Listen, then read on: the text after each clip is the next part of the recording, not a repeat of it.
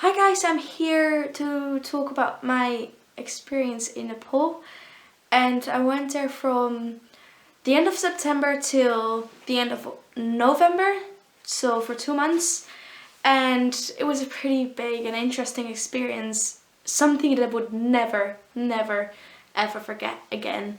And it was also because it was my first time in Asia and my first time outside of Europe, so that was really exciting and very scary. I went to Nepal without any expectations, and I think it was a really good thing I did that, because I think the experience I got there cannot comprehend with the things you do in Europe or ever experienced in Europe. So yeah, this is my story. So I think on the 26th of September I went from Copenhagen. I live in Denmark, so I went from Copenhagen by plane to Dubai, where I had a pit stop, and me and my Nepalese friends, where I was gonna stay, and two other friends from school were traveling there, and we had to stay there for about 4 hours, or translate was about 4 hours, and which was very tiring because it was the middle of the night, but it was fine. And there was about 6-7 hours, I think. And then we flew from Dubai to Kathmandu, which is the capital city of Nepal, which was about 4 hours. And yeah, so we arrived in the Kathmandu, the airport, and there her two brothers and her cousin picked us up there, and we took a car to a hotel, which was my friend's cousin's hotel, and it was a bit in the poorer part of Kathmandu, so we went there, and first thing I noticed that they drive on the left side of the road, which was very scary for me. And what I noticed too is that the roads are just hard asphalt, but the sides on the road are just sandy. And what really took my interest is that a lot of people, especially in the poor part where we stayed a night, they sell their own stuff. So the people there just, yeah, they collect stuff and then they sell it to just on the streets. And it was not a great experience, because after we arrived there and we just settled in a hotel, we slept with 4 people in one room, but like a really small room. But that was fine. But when we got out there just to look around, immediately a lot of people came up to us, especially children and just people that wanted to sell especially sunglasses to us, which was really, yeah, it was not really pleasant, and it was quite uncomfortable because of course we didn't want to buy it. But then luckily her brothers and her cousin were like our bodyguards, so it was kind of funny. Yeah, and it was an uncomfortable experience, but it happened. So the next day we went to Sengsa, which is basically in the middle of Nepal. Kathmandu is in the east of Nepal, and then we went to the middle of Nepal, and it took us about, we took a bus around 7 in the morning, and it was a very local normal bus, so it was not safe at all. The bus, it was completely full. People were standing on the side, not everyone was able to sit down. And it took us about, let's say, 8 to 10 hours to get there, and sometimes we would stop once in 3 hours or something, or 4 hours we would stop just to get out. And then the first thing, like, it was really warm, and it was just after the rain season, so it was more dried. Then luckily there wasn't a lot of rain, and it was just really warm, and it was just about to start autumn and winter, so later, like, the nights would be quite cold, but then throughout the day it would be really hot. So that was something I definitely had to get used to. So after that hectic bus ride, we ended up in Sengsa, or maybe better known as Bakala. There was like a smaller village next to Sengsa, the bigger city in the Sengsa district. And we came there, and since we were staying with my friend's family, we were welcomed by the whole village. Everyone was there to say hi, and I remember her making a joke saying, yeah, after we stop out here we have to just walk for about half an hour up the mountain, and we were all like, huh, because we were tired and we just wanted to be there after like 8 to 10 hours driving. And well, luckily it wasn't like that. So we came there and they all, once we came there, they all gave us tika, which is like a red dot here above our head, as like a welcome. And then we got like those really colorful scarves, which is really nice as a welcome as well. And then some flowers. And we were sat on 4 chairs and people just started taking pictures and everyone was doing the same welcomes ritual. So in the end we had so many scarves and our whole forehead was just red by the tika powder, and we had so many flowers in our hand, and it was like, wow, that is so incredible. If you just come there and you don't know anyone, that everyone welcomes you like that. It was really, really cool. So what we did the next 3 weeks, we visited our teaching practice school, since we were doing teaching practice there. That was our aim. But what we did as well is we went to Pokhara, which is a bigger city an hour away. So we went there with her family, and the family itself, with whom we were staying at, they had an electrician shop. So one of the brothers had to sadly stay behind. But that was really nice. What in Nepal is the thing is that if you're married, you stay with your parents-in-law, you live there. And this is for me very strange, because normally if you marry, you just go find a house yourself and you go live by yourself and then make a family. But there it wasn't at all like that. So normally in a Nepalese family and in Nepalese culture is that the women, they are the ones that prepare the food and do the washing and all the households, and the men work.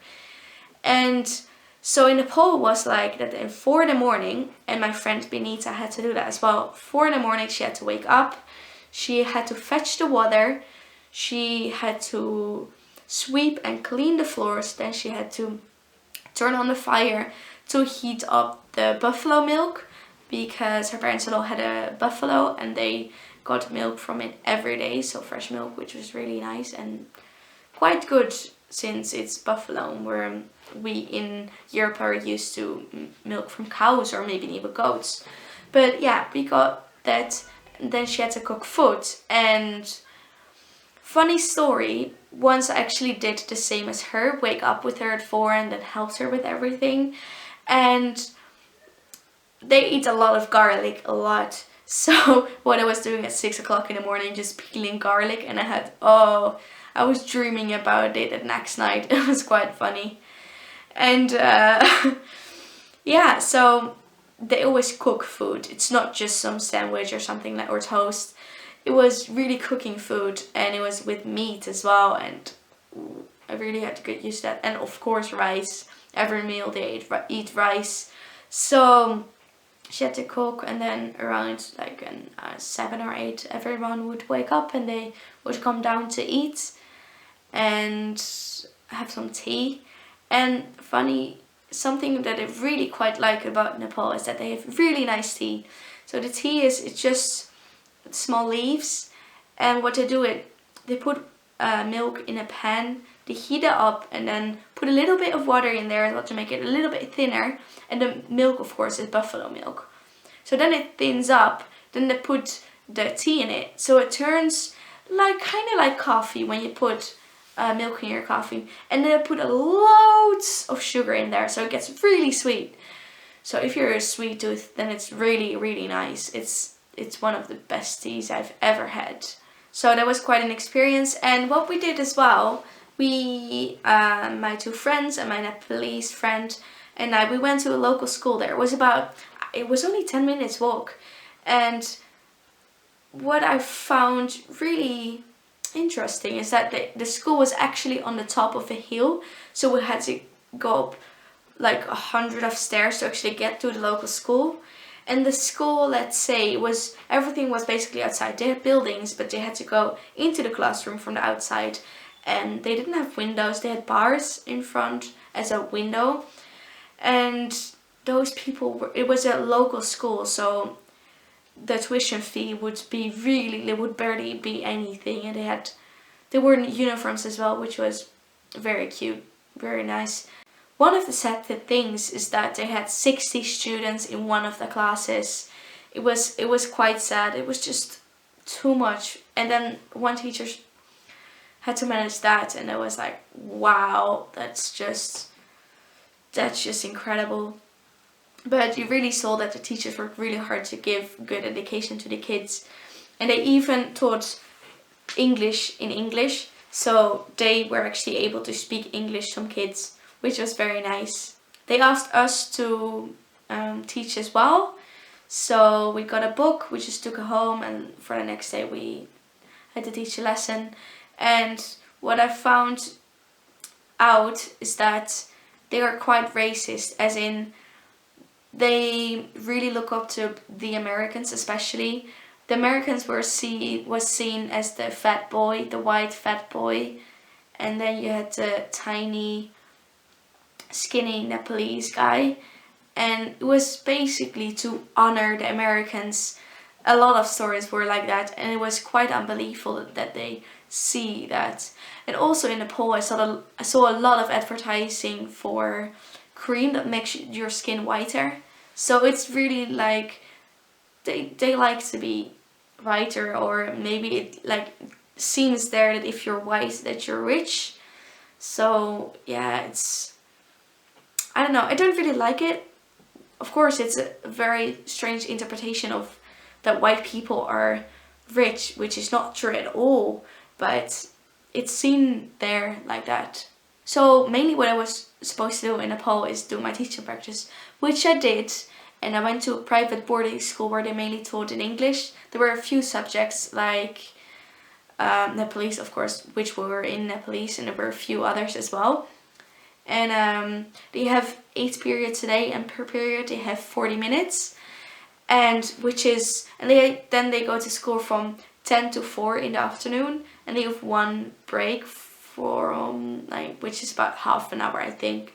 So it's hard work, and every day they get homework, and it's always like one day you get, for example, you have English, and for the next day you need to have finished that. But because they finish at 4 o'clock in the afternoon, they still have to do their homework, and it's just quite horrible. It's quite a lot of work. And yeah, I found that the boarding schools are really seen as the rich schools. And I mean, the schools look very beautiful from the outside. It was very beautiful painted, and yeah, there are a lot of people that actually visit that school or have their teaching practice there or something like that, or they get funded by someone like from outside Nepal. But then you come inside the classes and it's just benches, like the local school. The inside of the private school is basically the same as the inside of the local schools. The benches are really old and they're falling apart, and they have nothing on the walls. The paint is falling off. They have the only thing they have is whiteboard. So, and what the funny thing is, they fill the ink of the pens, the whiteboard pens, they fill them up themselves, which I thought it was quite handy. I think they should do it here instead of throwing it out. So what I also did was go to Pokhara, and that is about an hour away from where we lived and the school was. And I went there twice, one time with another friend that came to visit us, and at the moment she was in Egypt, and she just came by. Well, it's quite far, but she stayed for about 3 weeks. And yeah, we actually went to the tourist bar, which was quite nice for a bit because there wasn't really good internet, and since it was a very small village, there wasn't a lot to do, or like nothing to do at all. So yeah, and it was really nice because I mean, we went kayaking, we actually had a boat trip. I got my tattoo there, which was really exciting. We actually went to a party there as well, which was like crazy because I'd been kind of isolated for about more than a month. So it was quite nice to actually get out. And another time that I went was during the Festival of Light. I think it's called Dase. And my friend, it was really important to her, and she wanted to be with her family. So I decided to go to Pokhara alone. And the mistake I made is that I decided not to go to the same touristy area again. and I shouldn't have done that because where I came, it was a very local area and wasn't even that far from the touristy area, but still it was very local. And I went to that hotel, which was not so nice, and I just felt very uncomfortable walking around on the streets. So for those 3 days I mainly stayed inside the hotel because I mean, I'm white and I'm a girl and I'm quite young, so it was actually quite dangerous that I did that. I shouldn't have done that. But on the other side, it was very beautiful because during the Festival of Light, which is about, I think, 5 days, everyone puts lights outside of their houses, which is so beautiful at night.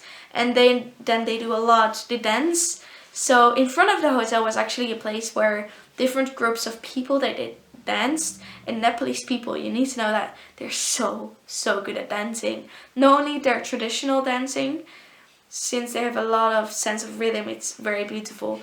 And their clothes, traditional clothes as well, beautiful. But then also just hip hop and like the modern kind of dancing, it's amazing how they can make those moves, and it's all at the same time. It's awesome. What also was really pleasant is that the hotel owner, he invited me to see a Desi ritual. It was supposed to be something about giving you life extension and something like that. I don't know exactly.